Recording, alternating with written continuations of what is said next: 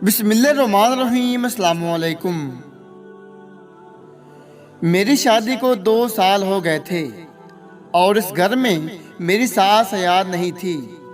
सिर्फ मेरी नंद और ससुर थे।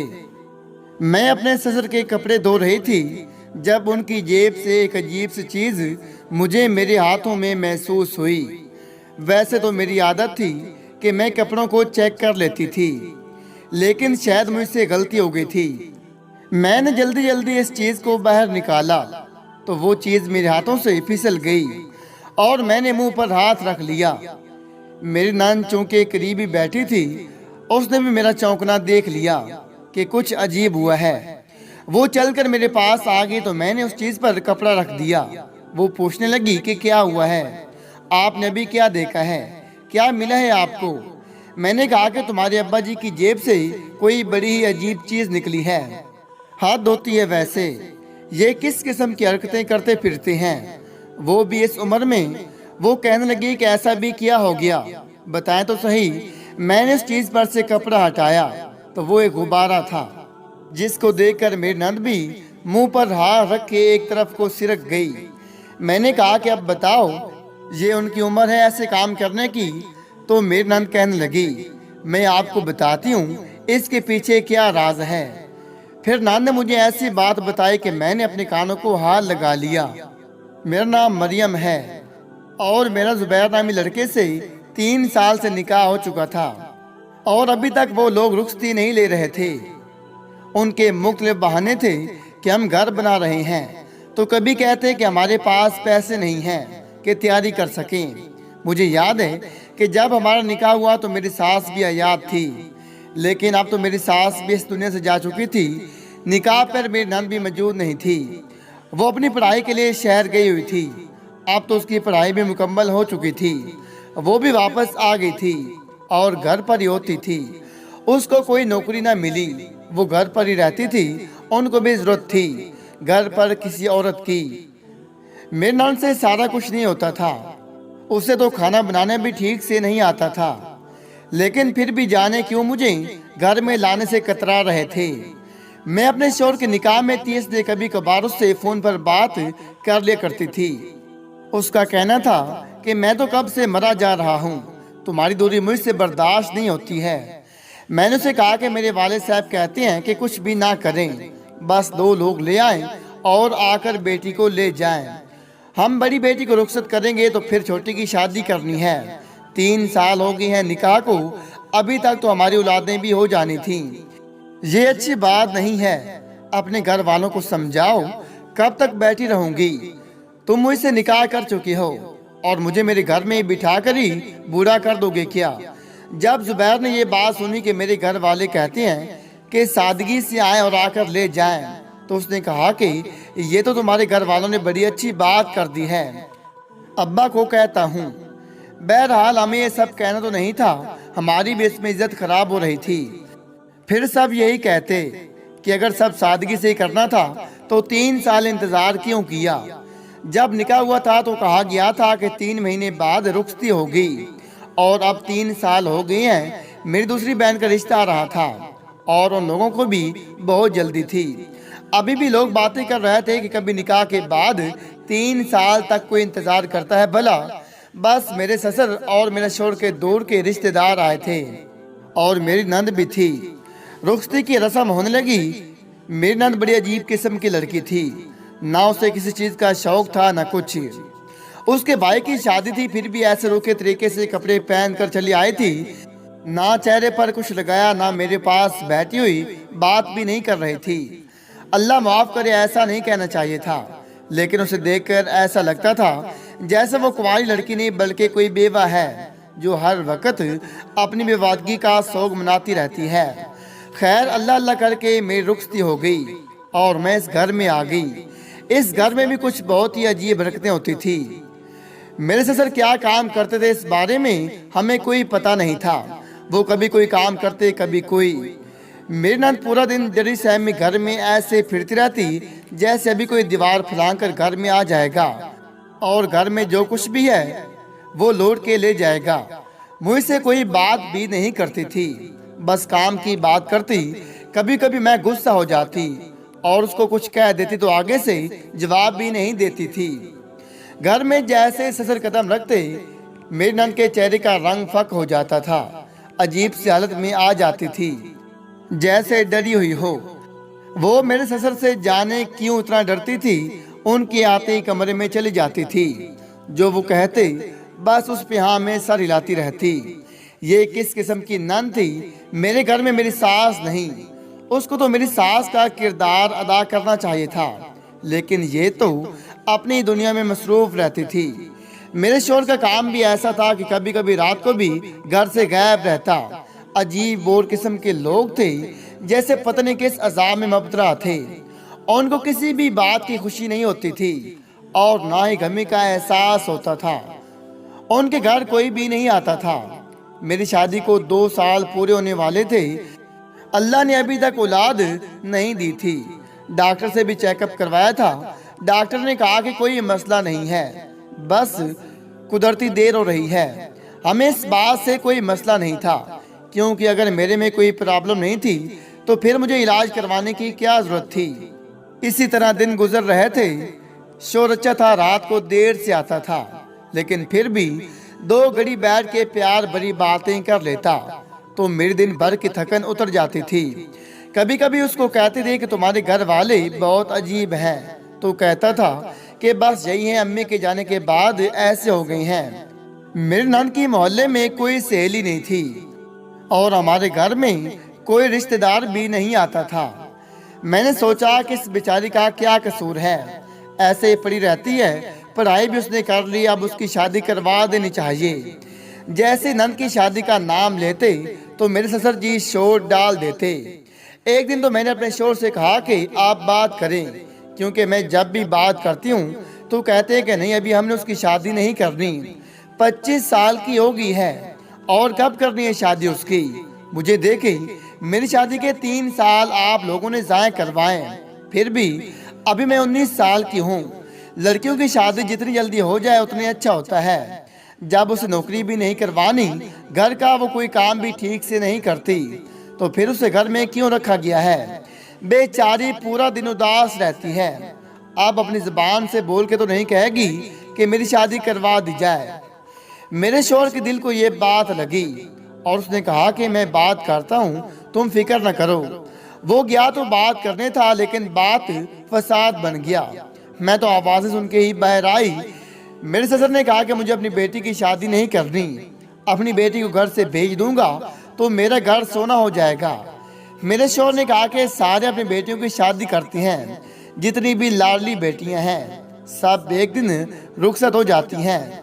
मेरे ससुर ने कहा कि नहीं है हमारे पास इतने पैसे कि जहेज बना सकें। मेरे शोहर ने कहा कि आज भी ऐसे रिश्ते मिलते हैं जिनको जहेज की जरूरत नहीं होती। शक्लो सूरत की अच्छी है हमारी बहन, दुबली पतली है, अपनी उम्र से कम ही लगती है। हो सकता है किसी अच्छी जगह उसका रिश्ता हो जाए। मेरी बीवी भी तो बगैर जहेज की आई है, उन लोगों में जहेज बनाने की हिम्मत ना थी। आपने भी उसके लिए कुछ नहीं बनाया, फिर भी आ गई है और इस घर में आराम से रह रही है। उसको क्या मसला है। मेरे ससुर ने बात बदल दी, कहने लगा कि तुम मुझे अब जताओ नहीं कि हमने तुम्हारी बीवी के लिए कुछ किया नहीं है, चुपचाप यहाँ से चले जाओ। 2 साल होने को इस घर में औलाद नहीं आई तुम दोनों की। अपनी बेटी को भी भेज दूंगा ताकि घर सोना हो जाए। ससुर ने तो हमें ताना दे दिया, जबकि वो जानते थे कि हम दोनों में किसी में भी कमी नहीं थी। पर ये एक बार की बात नहीं थी। जैसे मैं अपनी नंद की शादी की बात करती, मेरा ससुर ऐसे तड़पने लगते थे जैसे किसी मछली को सिरा में फेंक दिया हो। मोहल्ले की औरतें मेरे पास आती थी, पूछती थी इसका रिश्ता किया या नहीं, तो जवाब तो मुझे देना पड़ता था। खैर मैं भी इधर उधर के जोर लगा देती थी कि रिश्ता देखा हुआ है, लड़का बाहर होता है, आ जाएगा तो शादी कर देंगे, और पता नहीं क्या क्या बोलती थी। वो घर के कोई काम नहीं किया करती थी। एक दिन मैं सैन में बैठी कपड़े धो रही थी, जब मेरे ससुर की जेब से एक निहायत ही अजीब चीज निकली थी। इस चीज के बारे में मैं अच्छी तरह जानती थी और मेरे ससुर के साथ इस चीज का कोई काम हो ही नहीं सकता था कि मेरी सास भी हया नहीं थी। मेरी नंद ने भी वो चीज देख ली। जब उससे पूछा कि ये क्या चक्कर है तो कहने लगी, मुझे कुछ पता नहीं।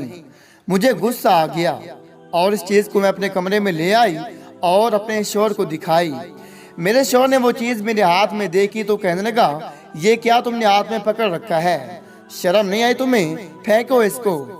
मैंने कहा कि शर्म तो आपकी अब्बू जी को नहीं आती, क्योंकि ये आपके अब्बा जी की जेब से बरामद हुआ है और आप मुझे ही बात कर रहे हैं। मेरा शौहर हैरान रह गया और कहने लगा, तुम सच बोल रही हो, मजाक तो नहीं कर रही। मैंने कहा कि मैं ऐसी गंदी चीज़ों के साथ गंदे गंदे मजाक क्यों करने लगी भला। आपके वालिद साहब का ज़रूर कोई चक्कर चल रहा है, तभी तो पूरे दिन घर से गायब रहते हैं और अपने अलावा किसी की परवाह नहीं होती। बेटी की शादी तक की परवाह नहीं, बेटी घर में बैठी बूढ़ी हो जाए कोई मसला नहीं है उनको, अपनी मस्ती में लगी हैं। अब हमारे घर में तो ऐसी चीज़ों का कोई इस्तेमाल नहीं है, ना ही हमारे कोई बच्चे हैं, तो फिर ये गुब्बारा उनकी जेब में क्या कर रहा है। मेरा शौहर सर पकड़ के बैठ गया और मेरे सामने शर्मिंदा भी होने लगा। कहने लगा, क्या करूं, अम्मी भी तो इस दुनिया से चली गई हैं, वो भी वक्त से पहले। हो सकता है उनका शादी करने का दिल करता हो। तो मैंने कहा कि जवान बेटी घर में बैठी है और बाप को शादी की पड़ी है, चलो ठीक है, करनी है तो करें शादी, लेकिन पहले अपनी बेटी की शादी करवा दें। फिर इसके बाद हम भी ये कहने के काबिल होंगे कि बच्चों की शादी हो गई थी, अब्बा जी को तनाई सताती थी, तो कोई उम्र सीधा बूढ़ी या बेवा औरत ढूंढ के अब्बा जी की शादी करवा देंगे।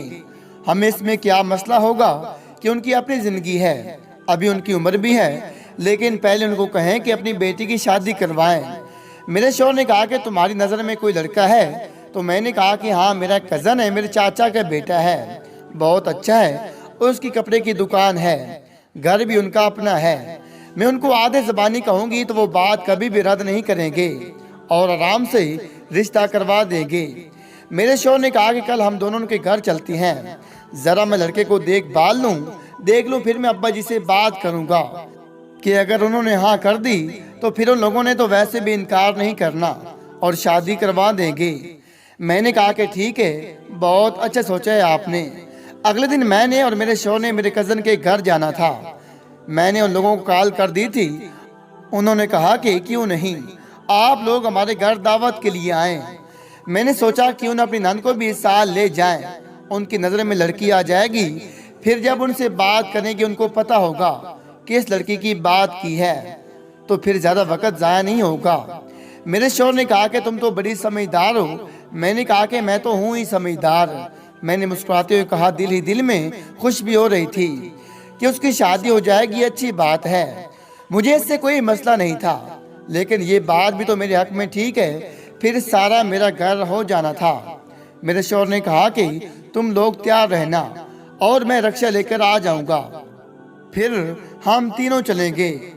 मैंने अपनी नान से कहा कि तैयार हो जाओ, तो वो कहने लगी, नहीं जाना, ना ही अब्बा जाने देंगे। मैंने कहा कि क्यों नहीं जाने देंगे, क्या किसी गैर के साथ जा रही हो, अपने भाई और भाभी के साथ जा रही हो, चलो तैयार हो जाओ। वो बहुत जिद कर रही थी कि जिसकी हद नहीं थी, तैयार ही नहीं हो रही थी कि जैसे तैयार हो जाएगी तो ससुर आके उसके हाथ तोड़ देंगे। फिर मुश्किल से तैयार करवाया, दोनों तैयार होकर बाहर ही निकली थी। चूंकि मेरा शौहर रक्षा लेने गया था, इधर मेरा शौहर घर में रक्षा लेकर आया और उधर मेरा ससुर भी आ गया। हम दोनों को देखकर पूछने लगे कि कहाँ की तैयारी है, कहाँ जा रहे हो तुम लोग। मैंने बताया कि दावत चाचू के घर वहाँ जा रहे थे, तो लुबनों को भी साथ लेकर जा रहे हैं। ससुर ने कहा कि ये बिल्कुल भी नहीं जाएगी। मेरे शौहर ने कहा कि क्यों नहीं जाएगी, जाने दें से, पूरा दिन कमरे में बैठी बेचारी सड़ती रहती है, हमारे साथ जाएगी तो दिल बहल जाएगा उसका। अब्बा जी ने कहा कि बिल्कुल भी नहीं जाएगी। मेरे ससुर ने नंद का हाथ पकड़ा और उसे घसीट के अपनी सिम्मत कर लिया और कहा कि जाओ अपने कमरे में चली जाओ। वो भी आगे से कुछ नहीं बोली कि मुझे जाना है, लेकिन चुपचाप अपने कमरे में चली गई। मैंने उसकी तरफ देखा और उसने भी अजीब सी शक्ल बनाई। मेरे शौहर ने कहा कि तुम तो आ जाओ, रास्ते में हम बातें करते रहे कि अगर साथ भेज देते तो उसको क्या हो जाना था। मेरे शौहर ने मुझे ऐसी बात बताया कि मेरे कदमों तले से ज़मीन निकल गई। मेरे शौहर ने कहा कि अपनी बेटी नहीं है ना, اس لیے ضرورت سے زیادہ اس کی حفاظت کرتی ہیں کیونکہ ان کی دوست کی بیٹی ہے۔ میں نے شوہر سے پوچھا کہ کیا مطلب دوست کی بیٹی ہے؟ آپ لوگوں نے تو مجھے یہ بات کبھی بھی نہیں بتائی۔ تو میرے شوہر نے کہا کہ نہیں بتائی، بس اس طرح کی بات جتنے کم لوگوں کو پتا اتنا ہی اچھا ہوتا ہے۔ نند اور بھابھی میں کبھی کبھی جھگڑے بھی ہو جاتی ہیں، پھر تم اس کو اس بات کا تانا دے دیتی تو اس کا دل ٹوٹ جانا تھا۔ میں نے ان سے کہا کہ مجھے یہ بتائیں کہ یہ کس کی بیٹی ہے؟ ویسے میں ایسی بالکل بھی نہیں ہوں کہ کسی کو اس کی مجبوری کے تانے دوں۔ میرے شوہر نے کہا کہ ابو کا ایک دوست ہے، اس کی بیٹی ہے، اس کے اس دنیا میں کوئی بھی نہیں تھا اور یہ اس کی جوان بیٹی تھی۔ ابو کراچی جاتے تھے کام کے سلسلے میں تو اسی کے پاس رہتے تھے۔ ایک دن واپس آئے تو اس کو بھی ساتھ لے کے آئے۔ اس کا باپ اس دنیا سے چلا گیا تھا اور اس کو ہمارے حوالے کر گیا۔ اس وقت میرا تم سے نکاح ہو چکا تھا، نہیں تو میرا نکاح اسی سے کروا دیتے تاکہ یہ ہمارے گھر میں رہ جاتی، لیکن میں نے اس کے بعد سے اس کو بہن کی نظر سے دیکھا اور بہن ہی سمجھا ہے۔ ابو اس لیے اس کا ضرورت سے زیادہ خیال رکھتی ہیں، کہیں کل کو اس کی شادی کسی غلط انسان سے ہو گئی تو پھر روز آخرت اس کے باپ کو کیا جواب دیں گے؟ تبھی تو میری نند سسر سے اتنا زیادہ ڈرتی تھی، ان کی کسی بھی بات سے انکار نہیں کرتی تھی، ان کے سامنے کوئی بات نہیں بولتی تھی اور ان کو گھر میں آتا دیکھ کر پریشان بھی ہو جاتی، چیزیں ادھر ادھر کرنا شروع کر دیتی تھی۔ میری نند کی شکل بھی ایسی بنی ہوئی تھی کہ جیسے رات بھر جاگتی ہو، آنکھوں کے نیچے ہلکے بن گئے تھے، شاید اپنے باپ کو یاد کر کے بیچاری رات بھر روتی تھی۔ لیکن پھر اس گھر میں ایک دن ایسی بات ہوئی کہ میں کچھ اور ہی سوچنے پر مجبور ہو گئی۔ میری نند کوئی کام بھی ٹھیک سے نہیں کرتی تھی، ہر وقت پڑی رہتی تھی، اسے کوئی کام کہنے کو دل بھی نہیں کرتا تھا، اس نے کرنا ہی بے دلی سی ہے۔ میں نند کا کمرہ صاف کر رہی تھی جب اس کے بستر پر مجھے ایک ایسی چیز پڑی ہوئی نظر آئی کہ میرے قدموں تلے سے زمین نکل گئی۔ یہ وہ چیز تھی جو میرے سسر کی جیب سے برآمد ہوئی تھی اور اب یہ میری نند کے کمرے میں اس کے بستر پر پڑی تھی۔ میں نے کانوں کو ہاتھ لگایا، کچھ تو گڑبڑ تھی۔ پھر میں اپنے سسر کے کمرے میں گئی تو ان کے کمرے میں بھی مجھے یہی چیز ملی۔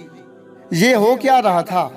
میرے شوہر کو شاید بے وقوف بنایا جا رہا تھا، لیکن مردوں سے بات کرنے سے پہلے مجھے یہ بات اپنی نند سے کرنی تھی، وہ مجھے بتا سکتی تھی۔ میں نے وہ چیز اسے دکھائی اور کہا کہ یہ تمہارے کمرے سے ملی ہے، ابھی مجھے بتاؤ کیا چل رہا ہے۔ آدھی بات مجھے پتہ چل گئی ہے، اب مجھے باقی کی بات بھی بتا دو، نہیں تو مجھ سے برا کوئی نہیں ہوگا۔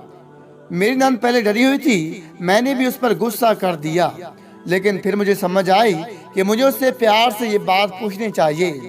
میں نے کہا کہ دیکھو، اگر تم کسی مصیبت میں ہو تو مجھے بتاؤ، میں تمہاری مدد کروں گی، میں تمہاری مدد کر سکتی ہوں، تمہیں فکر کرنے کی کوئی ضرورت نہیں ہے۔ تم مجھے بتاؤ تمہارے ساتھ اس گھر میں کیا ہو رہا ہے، تم مجھے بتا دو۔ وہ رونے لگی، اس کا مطلب کوئی بات ضرور تھی۔ میں نے ہاتھ پکڑ کر اپنے سامنے بٹھا لیا، اس کے چہرے پر پیار سے ہاتھ پھیرا اور میں نے کہا کہ دیکھو، مجھے بہن سمجھ کر ساری بات بتا دو، تم رو کیوں رہی ہو؟ اس نے کہا کہ میں تمہیں کچھ بھی نہیں بتا سکتی، دیواروں کے بھی کان ہوتی ہیں۔ میں نے اسے کہا کہ تم میرے کان میں بتا دو جو تمہارے دل میں ہے، اور بتا نہیں سکتی تو لکھ کر بتا دو۔ مجھے وہ بہت زیادہ ڈری ہوئی لگ رہی تھی، کسی بھی بات پر نہیں آ رہی تھی، لیکن بالآخر وہ بول اٹھی اور پھر اس نے میرے کان میں ایسی بات بتائی کہ میری روح تک لرز گئی اور میری آنکھوں سے آنسو آ گئے۔ پھر وہ اپنے کمرے میں چلی گئی اور اس نے مجھے ایک کاغذ کا ٹکڑا دیا۔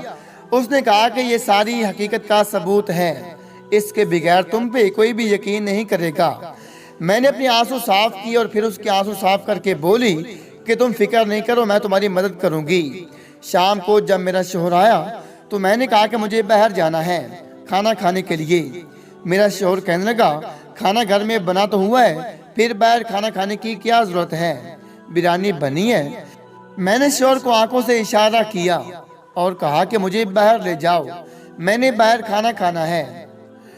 وہ مجھے گھر سے باہر لے کے گیا اور ہم جا کر ایک ہوٹل میں بیٹھ گئے۔ وہاں میں نے اپنے شوہر کو ساری بات آرام اور سکون سے حرف بحرف بتا دی۔ وہ چلا نہیں سکتا تھا، क्योंकि ये पब्लिक प्लेस थी। लेकिन बिलाखिर उसने मुझे गुस्से से कहा, तुम मेरे बाप पर इल्ज़ाम लगा रही हो। आज मैं तुम्हें एक बात बताता हूँ। जब मैंने अपने बाप से कहा कि आपकी दूसरी शादी करवा देती हैं तो उसने इनकार कर दिया। जब औलाद खुद बाप की शादी करवाने का कह रही है फिर भी बाप इनकार कर दे, ऐसा होता है क्या? मेरा बाप निहायत ही नेक इंसान है। मैंने वो कागज़ का टुकड़ा अपने शोहर के सामने रख दिया और कहा कि ये देख लो अपने बाप की नेकी। ये डॉक्टर की रिपोर्ट्स हैं जिसके मुताबिक मेरी नंद का अबार्शन करवाया गया है और अबार्शन करवाने वाला कोई और नहीं बल्कि मेरा ससुर था। हस्बैंड के खाने में उसी का नाम लिखा था। मेरा शौहर हैरान रह गया। फिर मैंने सारी बात बताई। मैंने कहा कि आपके वालिद साहब इस लड़की को लेकर आए जरूर थे, लेकिन बेटी बनाकर नहीं बल्कि बीवी बनाकर। वो इस लड़की से निकाह करके लाए थे और इन दोनों का निकाह हुआ है, लेकिन आपसे ये बात छुपा रहे थे। और ये लड़की पहले दिन से उनसे शादी नहीं करना चाहती थी कि ये तो उनको अपने बाप की जगह तस्वर करती थी। उन्होंने इसे निकाह भी धोखे से किया है।